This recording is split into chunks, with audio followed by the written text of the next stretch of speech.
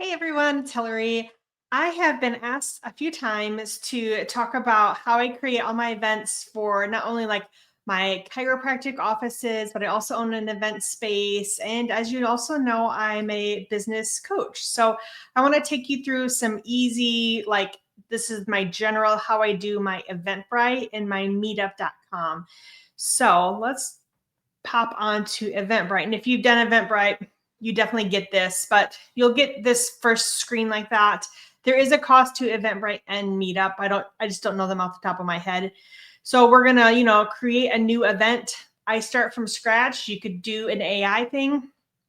And then what I use with Eventbrite for the picture, you'll see over here where it says like upload pictures and videos. So I use Canva, but there is a specific size on there. So make sure when you're looking at that, it is the 2160 by 1080, the pixel size. That is important to make it look nice, I think. So do that. We've got the event title. So an example event. Now for the summary, because you can only use 140 characters, I use ChatGPT. So let's say I just wanted to do a summary on Eventbrite party. I don't know. It'll spit out some things in ChatGPT. So easy. Or you can use this suggest summary. Super easy. Clicking on the date and time, obviously, right? I've never done a recurring event. I just do a single event. And then I'm usually almost always at a venue. So I put the location in. Or if you do online events, you could do that too. Overview section is where you can put all the details. I also use ChatGPT. I tell it what I want, that I'm creating a how-to party on how to do Eventbrite and Meetup, and guests will learn, and then I'll put X, Y, and Z in there. And then it will spit out everything for me. Again, there's a suggestive description too you could use. You can put more images in there, different sizes, and videos too. Frequently asked questions. Sometimes I do if it's like a parking issue for my event center. People have to park in a different area sometimes. So I do put some of things in with that. Saving and continuing it. Waiting. And then let's see. With the virtual one, it has a little bit of different how to do virtual. Again, I never do virtual really. It's always in person. So actually, let me go back and click venue so I can show you exactly how I like to do it. I don't know why I clicked online. I never do online. So we're going to pretend we're doing it at my chiropractic office. And you can always like put as much in as you have, and then you can update this stuff later. Like sometimes I don't have the picture set for me. So I'll just put as much as I have in there, right? All right, tickets. So with Eventbrite, you can do free ones or you can do cost, right? And then they'll take like a percentage out of the cost of the ticket. So you can do that. You also have the option to do a donation. I've done that once. It was okay. Like people donate just a few dollars. And so I don't know. A lot of times I will do a paid, it might be $5 or $10, and then I donate that to a local cause. I really enjoy having like a paid ticket versus a free one, because sometimes people, okay, 50% or more people sign up for a free one and then they don't show up. And then you've maybe got all the supplies or food or drinks ready and the people don't come. So I prefer a paid one in my area. This is just what I've seen over 17 years. So even if I just want to know, you could do it for like $5. General admission, set your quantity of how many. You can do 5, but then it will say absorb fee. So if you want to pay for the cost of the ticketing fee from Eventbrite, let's say they charge $1.25. If you personally want to pay for that, you can absorb the fees. If you don't and you want the other person to pay for it, they might be paying like $6.25 because they're going to pay for the ticket fees for all the processing. So your choice. Down here where it says like sales start and end, It does it that day that you're creating it so you can do it for the future. What I've known too is that, let's say I have my event on the 23rd of February and the event's at 10. If I have an end time at 10, but someone comes at like 10 after 10 and they're like, oh, I wanted to come, I didn't get a ticket.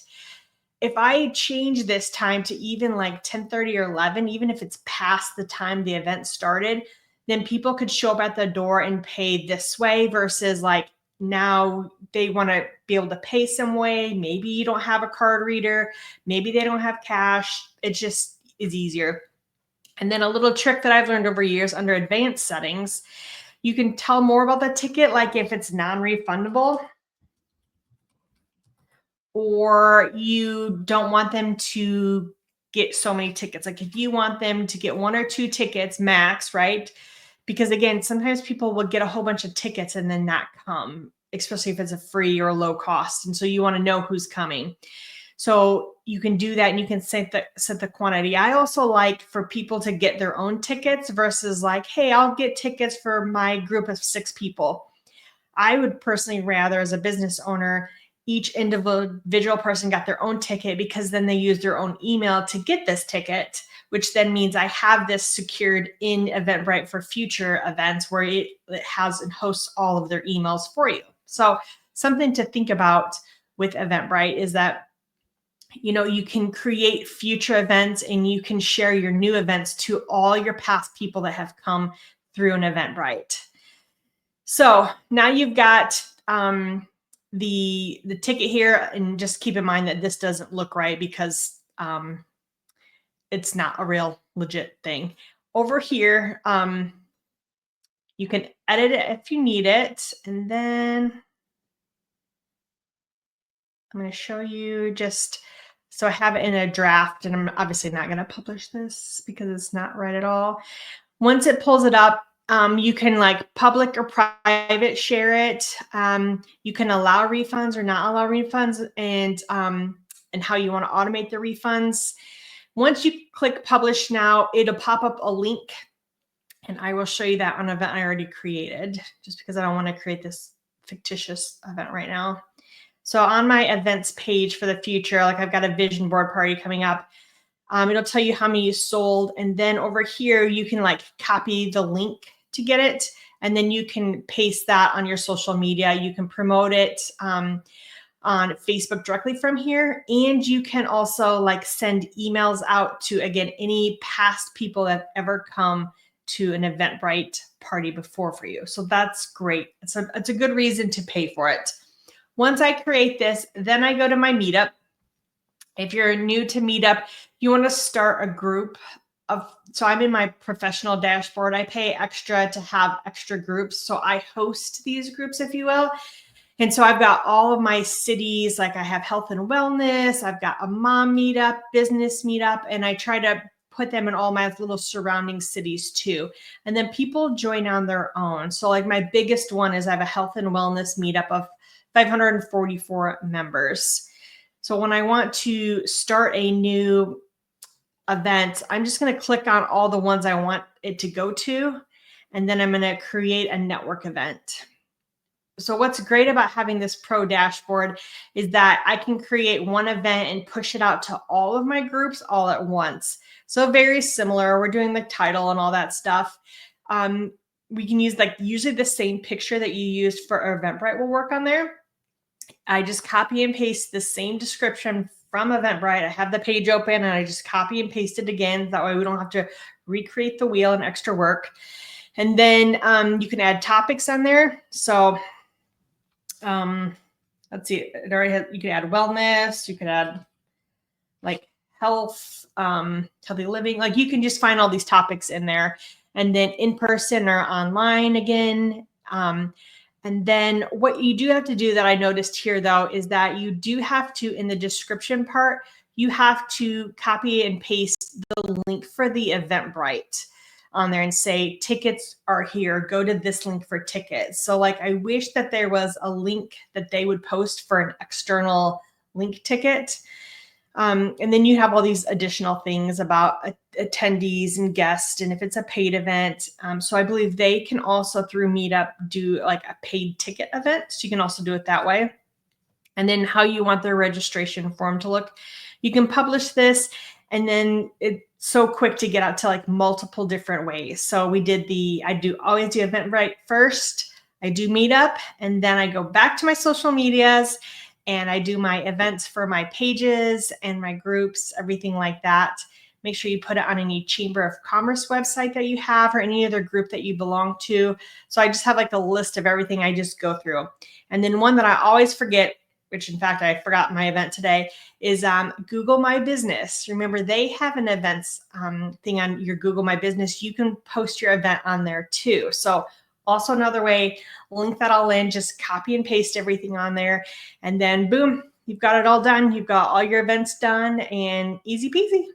Hope you enjoyed. Let me know if I can help in any way. Like I said, I'm a business coach, HHJ Consulting, and you can always message me on social media or however you want, and love to chat with you about how maybe we can create these. I'm very creative on events and getting in front of people and in the community, so I'd be happy to help create some with you.